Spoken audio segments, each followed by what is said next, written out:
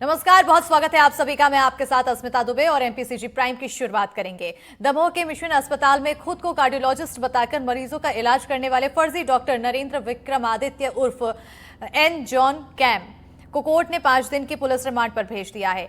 आरोपी पर 1.5 महीने में 13 सर्जरी करने का आरोप है, जिनमें से 7 मरीजों की मौत हो गई। एनडीटीवी ने उसकी डिग्री से लेकर दमोह छोड़ने तक की पड़ताल की। देखिए ये एक्सक्लूसिव रिपोर्ट।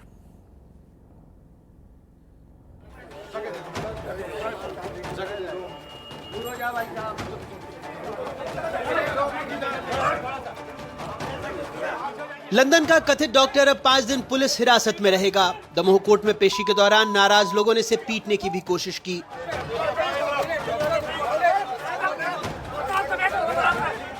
अपने आप को पत्थर बताते हुए इसके द्वारा मानव जीवन के साथ खिलवाड़ किया गया है। इसके द्वारा ना डिग्रियां होने के बावजूद भी इसके द्वारा इलाज किया गया उस संबंध में, और यहाँ तक कि 7 लोगों की जान जा चुकी इस मामले में। नाराजगी जायज थी। गरीब हो, पुलिस अधिकारी चाहे पूर्व विधानसभा अध्यक्ष डॉक्टर एन जॉन किम, इस नाम के पीछे छिपा था कथित मौत का सौदागर। एनडीटीवी की इस एक्सक्लूसिव जांच में हम खोलेंगे उस फर्जी डॉक्टर का राज, जिस पर न सिर्फ मरीजों की जान लेने बल्कि सिस्टम को भी ठगने का आरोप है। डॉक्टर ने ईसीजी वगैरह की और उन्होंने बताया कि कोई नए डॉक्टर आए हैं जॉन एन के, उनको बुलाते हैं। जब तक हम लोग संबंधित लोग थे परिचित, उन लोगों ने ये बताया कि वो डॉक्टर तो फ्रॉड था। तो आधे घंटे के अंदर डेट हो गई थी, मगर वो घुमाते रहे। आधा घंटा बाद कर लगे दूसरे अटैक आ गया, सक्सेस नहीं हो। लोगों ने कुछ नहीं बताया, हम लोगों ने कहा कि भाई हमको देखना है। और एनडीटीवी को जो सीसीटीवी फुटेज हाथ लगी है वो इस शातिर ठग की कहानी खुद बयां करती है। ये शख्स अस्पताल में कभी अकेला नहीं आता था, साथ होता था एक बाउंसर जो एक सूटकेस उठाए चलता था। अस्पताल का दावा है कि इसी सूटकेस में पोर्टेबल इको मशीन भी थी जो आज गायब है। इसकी चोरी की शिकायत दमोह कोतवाली में दर्ज हो चुकी है। वो हमारी पोर्टेबल इको मशीन ले गए जिसकी कीमत 5 से 7 लाख रुपए है। इसकी शिकायत हमने दमोह कोतवाली में भी की। 11 फरवरी 2025 आखिरी बार जब ये कथित डॉक्टर होटल से निकला, मिशन अस्पताल को छोड़ चुका था। होटल से निकलते वक्त इसके चेहरे पर शिकन नहीं बल्कि आत्मविश्वास दिख रहा था। शायद उसे यकीन था कि एक बार फिर वो सिस्टम को चकमा दे जाएगा, लेकिन वो पीछे छोड़ गया था कई सवाल, कुछ मौतें और कई टूटे हुए भरोसे। मेरे हाथ में वो डिग्री, वो दस्तावेज है जिसके बूते नरेंद्र जॉन केम 18 साल तक अलग अलग अस्पतालों में नौकरी करता रहा। नॉर्थ बंगाल मेडिकल कॉलेज से एमबीबीएस की डिग्री, पौंडीचेरी यूनिवर्सिटी से डीएम कार्डियोलॉजी, और ये आंध्र प्रदेश मेडिकल काउंसिल में उसका रजिस्ट्रेशन का सर्टिफिकेट। लेकिन मेडिकल काउंसिल के रिकॉर्ड कुछ और ही बताते हैं। एमबीबीएस रजिस्ट्रेशन एक महिला के नाम पर और बाकी डिग्रियों का कोई प्रमाण नहीं। आंध्र प्रदेश मेडिकल काउंसिल का रिकॉर्ड भी संदिग्ध है। जो उसने डिग्रीज और अपने प्रपत्र पेश किए हैं वो भी प्राइमा फेसी नकली दिख रहे हैं। ऐसा लग रहा है कि वो मॉर्फ किए हुए हैं। आरोपी का मोबाइल, टैब, ईमेल सब कुछ जांच के घेरे में है।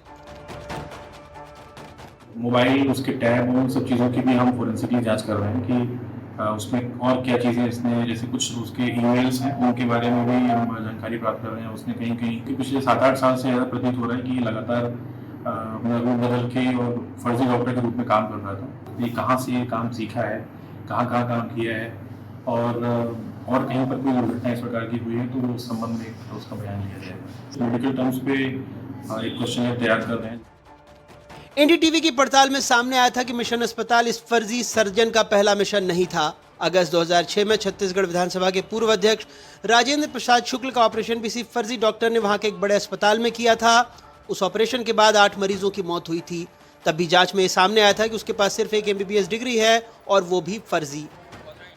वो कैथेड्रल डालने के दरमियान ही हमको ये लगा कि कुछ प्रॉब्लम उनको आ रही है डॉक्टर को। मेरे परिवार और वहाँ के जो लोकल डॉक्टर और संबंधित लोग थे परिचित, उन लोगों ने ये बताया कि वो डॉक्टर तो फ्रॉड था। हॉस्पिटल के मैनेजमेंट ने हम लोग को ये विश्वास दिलाया था कि doctor Vikramaditya Yadav London return है डॉक्टर हैं और बहुत हार्ट सर्जरी कर चुके हैं और बहुत ही क्वालिफाइड डॉक्टर हैं। तो हमारे सामने उस अपोलो मैनेजमेंट के ऊपर अविश्वास करने का कोई कारण नहीं था। गवर्नमेंट के लेवल पे इस पे कार्रवाई होनी चाहिए और उसकी क्या कहते हैं, या तो विधानसभा की कमेटी के द्वारा या एक्सपर्ट्स के द्वारा एक जांच कराई जानी चाहिए। दमोह के मिशन अस्पताल में लगभग 1.5 महीने की तैनाती के दौरान डॉक्टर केम यानी नरेंद्र विक्रमादित्य यादव ने लगभग 70 मरीजों की जांच की और 15 ऑपरेशन किए, जिनमें 7 मरीजों की मौत हो गई।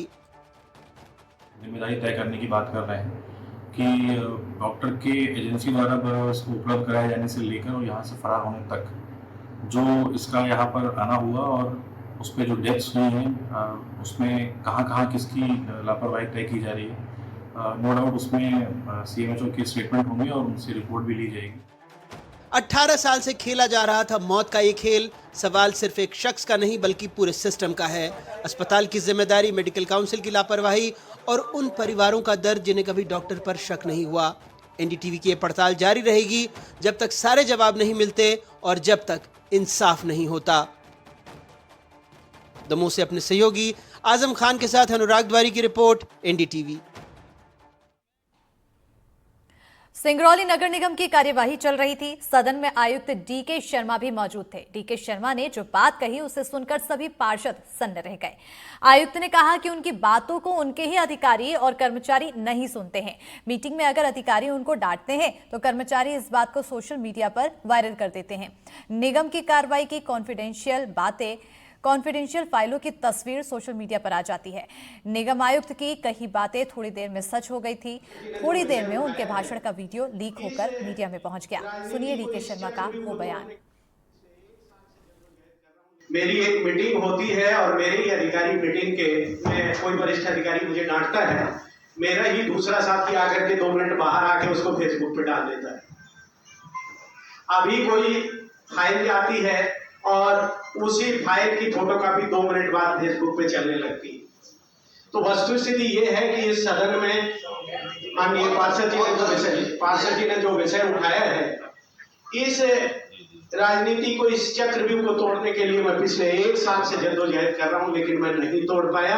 अंततः मेरा फैसला यही है कि यहाँ से निकल जाना ही ज्यादा बेहतर है, क्योंकि ये जो 40 साल से यहाँ नौकरी कर रहे हैं और जो करने वाले हैं, जो यहाँ के लोकल हैं, उनके साथ में उनकी राजनीति को मैं नहीं तोड़ पाऊंगा और न मैं व्यवस्था को सुधार पाऊंगा। ये मेरी आंतरिक पीड़ा है और किसी भी फाइल को लियाना या किसी भी काम को मीडिया तक और फेसबुक तक पहुंचाना यहाँ के मेरे कर्मचारियों का बहुत भरसक प्रयास रहता है। जो बात यहाँ हो रही है अभी सदन की, वो बात अभी हम लोग बाहर निकलेंगे तो वो तब तक फेसबुक पे जाएगी और जो बंद कमरे में बात होती है वो 2 मिनट बाद बाहर मीडिया पे चली जाती है। इंदौर में शिकायत का निराकरण नहीं होने से परेशान एक दंपत्ति ने ऐसा कदम उठाया कि हर कोई हैरान रह गया। भीषण गर्मी के बीच ये दंपत्ति कलेक्टर जनसुनवाई में लौटते हुए पहुंचे। क्या था इस दंपत्ति की शिकायत और क्यों उन्हें ये कदम उठाया, इस रिपोर्ट में देखिए।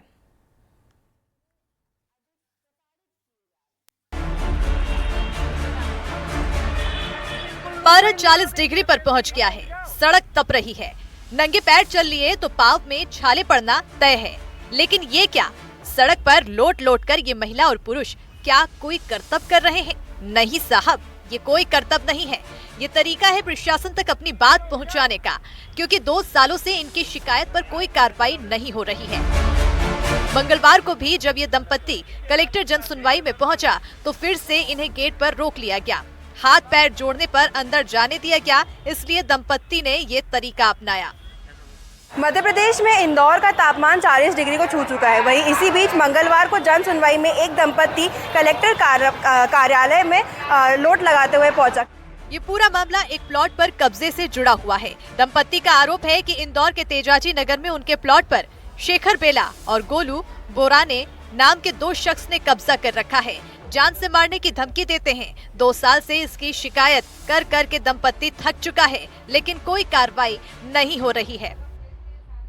मैडम, हमारे ये प्लाट पे जो 2 साल से अभी कब्जा कर रखा है और जान से मारने की धमकी दे रहे हैं हमको। कई चक्कर में हमको यहाँ आज तक लोट लगाते हुए आना पड़ा। कई चक्कर हमने यहाँ पे आवेदन दे रखे हैं, कोई सुनवाई नहीं हुई। 2 साल से आप जन सुनवाई में आ रहे हैं, आप आवेदन भी दे रहे हैं, कार्रवाई की मांग कर रहे हैं। वही आज जो है अधिकारियों द्वारा आपको आश्वासन दिया गया कार्रवाई का दिया है सर। मैडम, आपको क्या कल का बोल रहे हैं? अगर कल नहीं हुआ तो फिर हम और मंत्री तक ऐसी हालत में जाएंगे, जिस हालत में यहाँ पे आए हैं उसी हालत में हम वहाँ पे जाएंगे। दंपत्ति का आरोप है कि उनके प्लॉट पर टिन शेड बना था। कब्जा करने वाले दोनों शख्स ने टिन शेड तोड़ दिया और प्लॉट अपने कब्जे में ले लिया। तो प्लाट पे हमारे आके 3 सेट बना हुआ था हमारा चद्दर का, वो तोड़ दिया और शेखर बेला ने कब्जा करा, गोलू और शेखर बेला ने। और ये परेशान कर रहे हमको 2 साल से, और वो है ना आके कब्जा कर रहे। मंगलवार को फिर इस दंपत्ति को आश्वासन मिला है कि उनकी जमीन को जल्द कब्जा मुक्त कराया जाएगा। अब देखना ये होगा कि इस बार इस मामले में कोई कार्रवाई होती है या फिर से सिर्फ आश्वासन से ही काम चलाना पड़ता है।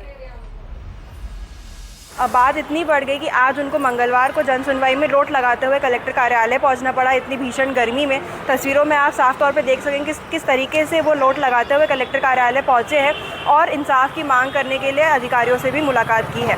बल्कि आज अधिकारियों ने कहा है कि जल्द से जल्द इसके ऊपर कार्रवाई करेंगे और जो अतिक्रमण किया है उसको हटाया जाएगा।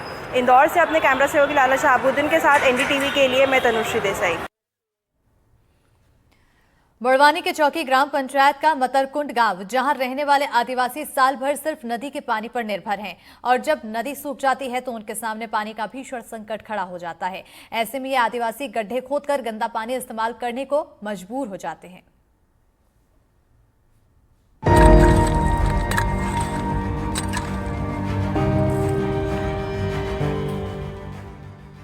ये जद्दोजहद है पानी की, क्योंकि जीवन के लिए जल बेहद जरूरी है। नदी में गड्ढे खोदना, गंदा पानी निकालना, उसे कपड़ों से छान छान कर साफ करना, पानी से भरे मटके लेकर पहाड़ी चढ़ना, ये बड़वानी जिले के चौकी ग्राम पंचायत के मतरकुंड इलाके के आदिवासियों के लिए हर दिन का काम है। प्यास लगी तब कुआं खोदा, ये कहावत इस क्षेत्र के लोगों के ऊपर लागू होती दिख रही है। मेरे पीछे आप देख सकते हैं कि ये अभी झीरी नुमा गड्ढा ताजा खोदा है। यहाँ पर आप देख सकते हैं कि किस तरह ये महिलाएं गंदा पानी अपने घर के पीने के लिए ले जाती भरती नजर आ रही है। बड़वानी जिले के चौकी ग्राम पंचायत के मतरकुंड इलाके के आदिवासी साल भर नदी के पानी पर निर्भर रहते हैं। अब जब नदी भी सूख गई तो ग्रामीण छोटे छोटे गड्ढे खोदकर उसमें से पानी निकाल रहे हैं और उसी पानी को कपड़े से साफ करके इस्तेमाल कर रहे हैं, जबकि ये पानी पीने लायक तो बिल्कुल भी नहीं है। क्या है आपके यहाँ पे कोई व्यवस्था नहीं है पानी की? हैंडपंप वगैरह कुछ भी नहीं है? कितने दूर से आते हैं आप पानी भरने? ऊपर पहाड़ी से नीचे आते हैं? ऊपर से 12 महीने यहीं से पानी भरते हैं। ये यहाँ पर जो महिलाएं पानी भरने आई है, ये हमेशा यहीं से भरते हैं या और भी हैंडपंप की व्यवस्था है गांव में? यहीं हमेशा यहीं भरते हैं, कोई व्यवस्था नहीं है, हैंडपंप नहीं है, कुआं नहीं है, कुछ भी नहीं है। 12 महीने पानी यहीं पीते हैं। इन ग्रामीणों की परेशानी सिर्फ इतनी ही नहीं कि गर्मी में इन्हें गड्ढा खोदकर पानी निकालना पड़ रहा है, इस नदी तक आना और नदी से पानी लेकर जाना भी इनके लिए जंग लड़ने से कम नहीं है। पहाड़ी से नीचे उतरकर इन ग्रामीणों को नदी तक आना पड़ता है। यहाँ गांव के पुरुष गड्ढा खोदते हैं, धीरे धीरे गड्ढे में पानी इकट्ठा होता है। इसके बाद महिलाएं एक एक कर उस पानी को कपड़े से छानती हैं। इसके बाद महिलाएं पानी से भरे मटकों को लेकर पहाड़ी पर चढ़ती हैं। ऐसा नहीं है कि ग्रामीणों की परेशानी से प्रशासन अनजान है। गांव में हैंडपंप या बोरिंग के लिए ग्रामीण कई बार जनप्रतिनिधियों से लेकर सरकारी अधिकारियों तक गुहार लगा चुके हैं, लेकिन हालात नहीं बदले हैं। हमेशा यहीं से पानी भरते हैं? बारिश में भी नहीं पीते, बारिश में भी यहीं से पीते, गर्मी में भी? बारिश में भी नहीं पीते। आपके यहाँ पे हैंडपंप नहीं है? नहीं है। सरपंच को बोला है या सचिव को बोला है आपने कि आपके गांव में हैंडपंप लगाया जाए, या किसी अधिकारी को बोला है? नहीं लगा। एक तरफ भीषण गर्मी, दूसरी तरफ पानी के लिए ये जद्दोजहद किसी जंग से कम नहीं है, लेकिन इनकी सुध लेने वाला कोई नहीं। सालों से ग्रामीण पीने के पानी के लिए इस नदी पर ही निर्भर हैं। फिर भीषण गर्मी हो, बरसात हो या कड़ाके की ठंड, नदी में उतरकर पानी लेकर जाना इनकी दिनचर्या का हिस्सा है। बड़वानी से NDTV के लिए मुनाफ अली की रिपोर्ट। देवास नगर निगम क्षेत्र में इन दिनों जल संकट से लोग परेशान हैं। मंगलवार को लोगों ने नगर निगम के सामने जमकर प्रदर्शन किया और इस दौरान NDTV के कैमरे के सामने नगर निगम के जल वितरण अधिकारी और एक पार्षद भिड़ गए। ये रिपोर्ट देखिए।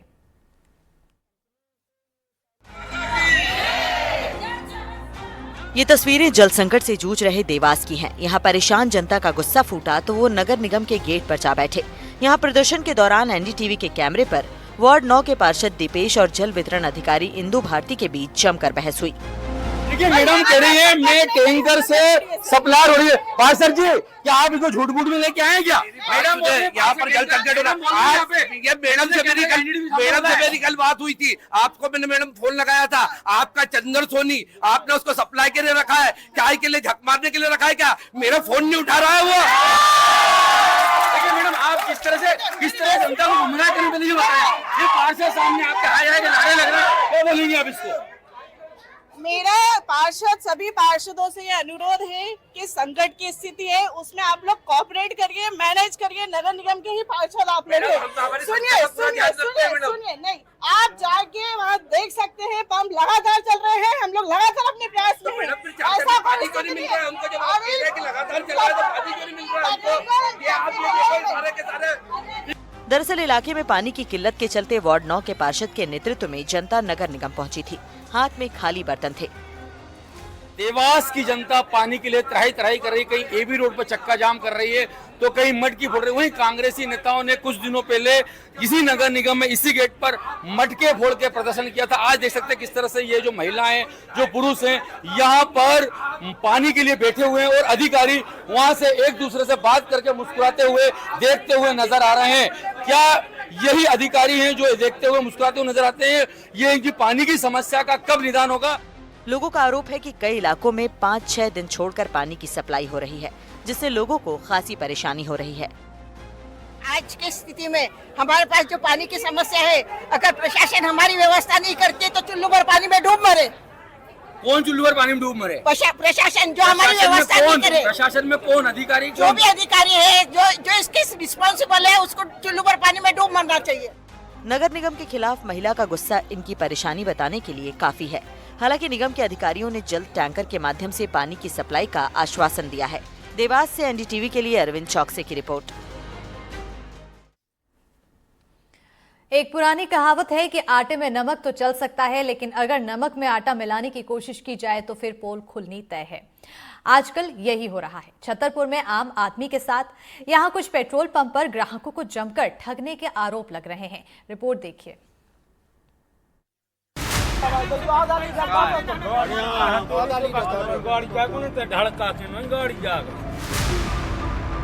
ऐसी भर्ती से मतलब नहीं, तुमने करी थी, एक लीटर की तुमने निकाला डीजल, नई गाड़ी दें।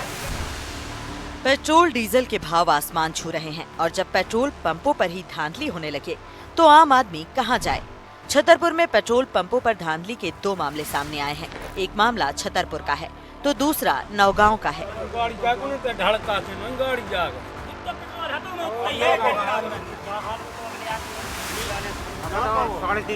चलो भैया नापो, चले नापो पेट्रोल नापो।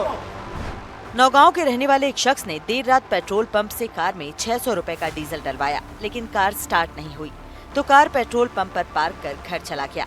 अगले दिन पेट्रोल पंप पहुंचा और कार से डीजल निकलवाया जो 2 से 3 लीटर निकला। मामला साफ है, मशीन में सिर्फ नंबर घूमे लेकिन टंकी में डीजल तो गया ही नहीं।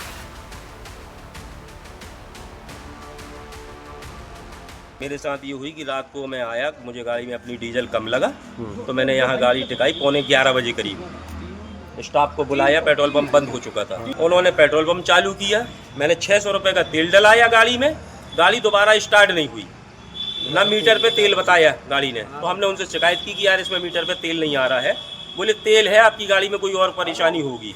तो मैंने गाड़ी यहीं पेट्रोल पंप के सामने टिका दी। मैंने कहा मैं जा रहा हूँ, सवेरे गाड़ी मैं चेक करवाऊंगा। तो मैंने ये 10 लोगों के सामने, मिस्त्रियों के सामने तेल निकाला। 2 लीटर तेल टंकी खोल के निकला है। ऐसा ही मामला छतरपुर के टीकमगढ़ रोड के एक पेट्रोल पंप पर सामने आया। एक युवक ने बाइक में 330 रुपए का पेट्रोल डलवाया, लेकिन वो पंप संचालक की चालाकी समझ गया। उसने बाइक को वहीं पार्क कर मैकेनिक को बुलवाया, टंकी खुलवाई तो आधा लीटर पेट्रोल निकला।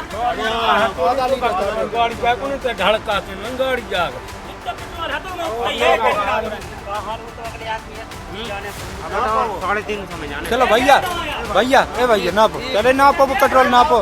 देखा मैंने कि पेट्रोल पंप नहीं है गाड़ी में। पेट्रोल पंप पे आया मैंने देखा कि भैया 330 रुपये का पेट्रोल डाल दे। भैया ने पेट्रोल डाल दिया। जब उसमें सुई नहीं उठी गाड़ी की तो फिर मैंने देखा पेट्रोल तो डला ही नहीं है। फिर पेट्रोल दिखा तो वहाँ पे सिर्फ में आधा लीटर पेट्रोल निकला गाड़ी की टंकी से। तो ये लोग वारदात पे हमेशा, ये तो नहीं मैं कह सकता हमेशा, लेकिन ये चोरी करते हैं। दोनों वीडियो सामने आने के बाद जिला आपूर्ति अधिकारी ने दोनों पेट्रोल पंप की जांच के निर्देश दिए हैं। साथ ही कार्रवाई की बात भी कही है। एक शिकायत गुहारा की परसों आई थी, उसमें यह बताया गया था कि नाप में कम दिया गया पेट्रोल, और वहाँ के उपभोक्ता ने शिकायत करी थी वहाँ पर तहसीलदार साहब को। तो हमने यहाँ से एक जो हमारा निरीक्षक नाप तोल विज्ञान अधिकारी का है, तो उनको भेजा है जांच के लिए। तो नाप तोल निरीक्षक आज उस उनकी जांच करेगा और जांच कर वस्तुस्थिति की रिपोर्ट आज हमको सबमिट करेगा। आम आदमी पेट्रोल के बढ़ते दामों से वैसे ही परेशान है, ऊपर से इस तरह की धांधली कर आम लोगों की जेब पर डाका डाला जा रहा है। इसलिए ऐसी गड़बड़ी करने वालों पर सख्त कार्रवाई की जरूरत है। छतरपुर से एनडीटीवी के लिए अरविंद कुमार तिवारी की रिपोर्ट। जशपुर का एक गांव है जिसका नाम बोलना यहाँ के ग्रामीण तक पसंद नहीं करते, क्योंकि उन्हें शर्मिंदगी महसूस होती है। ग्रामीण चाहते हैं कि उनके गांव का नाम बदलना चाहिए, लेकिन क्यों, वह आपको गांव का नाम सुनकर पता चल जाएगा। इस पर रिपोर्ट देखिए।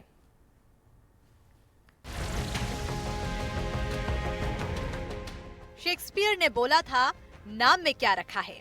ये सवाल अगर पूछना है तो जशपुर के चुड़ैल झरिया गांव के निवासियों से पूछिए। नाम तो आपने सुन लिया है, इसका मतलब भी जान लीजिए। इसका मतलब होता है चुड़ैल का झाड़ी। अब तो आप समझ गए होंगे कि नाम में बहुत कुछ रखा होता है। इसलिए इस गांव के लोगों ने अपने गांव का नाम बदलने की मुहिम शुरू कर दी है। दरअसल गांव का नाम सुनने में जितना डरावना है, यहाँ रहने वाले ग्रामीणों के लिए ये उतना ही शर्मिंदगी भरा है। कोई गांव का नाम पूछ ले तो ग्रामीण चुप्पी साध लेते हैं। जोर डालने पर पंचायत का नाम पतरा पाली बताकर कन्नी काट लेते हैं, लेकिन मुंह से गांव का नाम नहीं निकलता।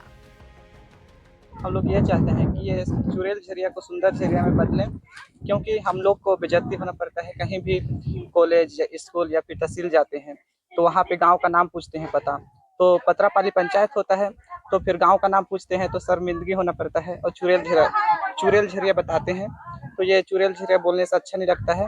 ये श्रापित नाम है, इसको सुंदर झरिया के नाम से बदलते तो अच्छा लगता है। ये नाम गांव के पुरुषों के लिए जितनी शर्मिंदगी भरा है, उससे कई ज्यादा परेशानी महिलाओं के लिए है। महिलाओं का कहना है कि जब भी वो आपस के गांवों में जाती हैं, तो उनके गांव के नाम से उन्हें बुलाया जाता है। हम लोग के गांव को चुड़ैल झरिया के नाम से जानते थे, लेकिन यहाँ के बेटी लोग को हम लोग जहाँ दूसरे गांव में जाते हैं तो वहाँ के हम लोग के गांव के बेटी लोग को चुड़ैल कहकर बोलते हैं, तो हम लोग को अच्छा नहीं लगता है और हम लोग इस गांव के नाम को हम लोग बदलना चाहते हैं। यहाँ के परेशान ग्रामीणों ने अब ठान लिया है कि वो गांव का नाम बदल कर रहेंगे, इसलिए उन्होंने इसके लिए प्रशासनिक स्तर पर गुहार लगाई है। साथ ही गांव में बोलचाल के लिए अपने गांव का नाम चुड़ैल झरिया की जगह सुंदर झरिया रख दिया है। वैसे तो यहाँ सब लोग बोलते हैं चुड़ैल झरिया, लेकिन हम लोग को तो अच्छा नहीं लगता है चुड़ैल झरिया बोलते हैं। तो हम लोग चाहते हैं कि यहाँ चुड़ैल झरिया छोड़ के हम लोग को यहाँ सुंदर झरिया बोलना चाहिए, ऐसे बोलते हैं। और ये होना चाहिए कि सुंदर झरिया ही बोलना चाहिए। ग्रामीणों ने बताया कि पहले के समय गांव के आसपास काफी घनी झाड़ियां थीं। ऐसे में झाड़ियों में चुड़ैल के रहने की अफवाह फैलाकर पूरे इलाके को बदनाम कर दिया गया और आसपास के गांव के लोगों ने गांव का ये नाम रख दिया था। लेकिन अब गांव के लोगों ने इसे बदलने की ठान ली है। जशपुर से एनडीटीवी के लिए अभिषेक शुक्ला की रिपोर्ट। पीएम मुद्रा योजना के 10 साल पूरे हो गए। ये स्कीम 8 अप्रैल 2015 को शुरू हुई थी। लाखों लोगों ने मुद्रा योजना से लोन लेकर खुद का व्यवसाय शुरू किया और आज आत्मनिर्भर बन चुके हैं। मुद्रा योजना के 10 साल पूरे होने पर देश भर से चुनिंदा हितग्राहियों से प्रधानमंत्री नरेंद्र मोदी ने मुलाकात की और उनके अनुभव जाने। छत्तीसगढ़ से रायपुर के हाउस ऑफ पुचका के संचालक 23 साल की ईशा पटेल ने भी पीएम मोदी के सामने अपने अनुभव साझा किए। आइए सुनते हैं। सपने वो नहीं जो हम सोते वक्त देखते हैं, सपने वो होते हैं जो हमें सोने नहीं देते हैं। मुसीबतें होंगी और मुश्किलें भी आएंगी, जो संघर्ष करेगा वही सफलता पाएगा। I am the founder of house of puchka, घर पे खाना वाना बनाते थे तो हाथों में टेस्ट अच्छा था, तो सबने सजेस्ट किया कि आप कैफे फील्ड में जाओ। फिर उसमें रिसर्च करके पता चला कि प्रॉफिट मार्जिन वगैरह भी अच्छा है, तो आप फूड कॉस्ट वगैरह मैनेज करेंगे तो आप एक सक्सेसफुल बिजनेस रन कर सकते हैं। एक यूथ, एक जनरेशन है, कुछ पढ़ाई की तो उनको लगता है कि नहीं मैं तो कहीं नौकरी करके सेटल हो जाऊंगा, रिस्क नहीं लूंगा।